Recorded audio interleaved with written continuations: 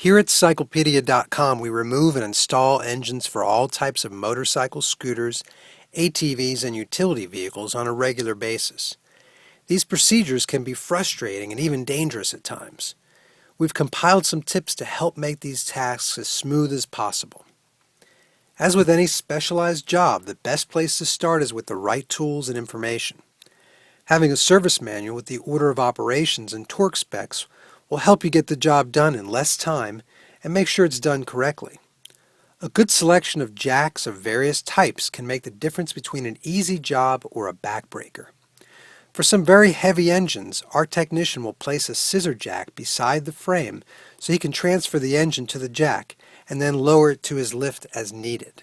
Many modern engines use thrust adjuster mounts. These allow the mounts to be retracted or removed for extra room to get the engine in or out of the frame. They usually require special lock nut wrenches. Be sure to follow the order of operations with these components and use the torque specifications for installation. The chassis rigidity can be compromised if these fittings are not installed correctly, as the engine is used as a stress member of the frame.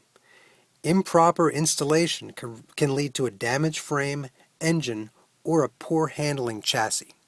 The V-twin engine is one of the most popular motorcycle engine configurations. The taller and more narrow the angle of the V, the more awkward they can be to get in and out of a frame. They tend to try and fall side to side when they are freed from their engine mounts.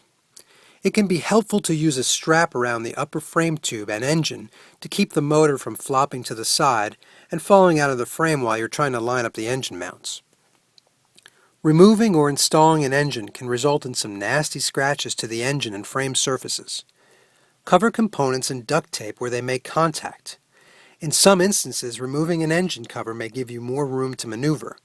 Removing the valve cover on a tall single-cylinder engine can be the difference between an inch of clearance or just an eighth inch. Just be sure to keep sensitive components from banging into the frame on their way out or back in. Side-by-side utility vehicles present their own problems with engine removal and installation.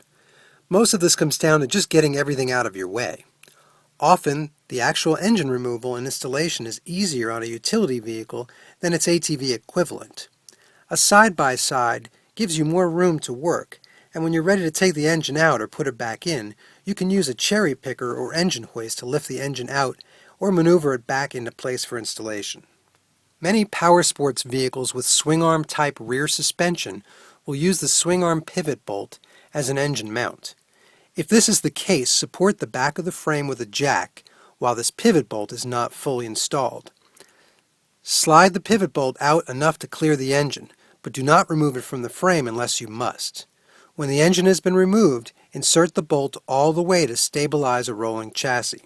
Scooters are a bit different in that the engine essentially is the swing arm for the rear suspension.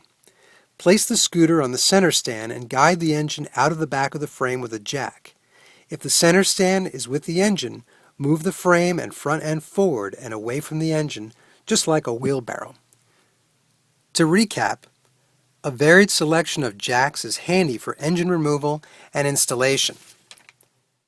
Thrust adjuster mounts must be retracted for engine removal. V-twin engines tend to flop side to side as you try and line them up in the frame. Avoid scratches by protecting the frame and engine with duct tape. An engine hoist makes side-by-side engine removal easier. Install the swingarm pivot bolt after the engine has been removed to stabilize the chassis. Removing the frame from the engine is the best way to go on some scooters. Thanks for watching. Be sure to visit Cyclepedia.com to learn more about our online manual.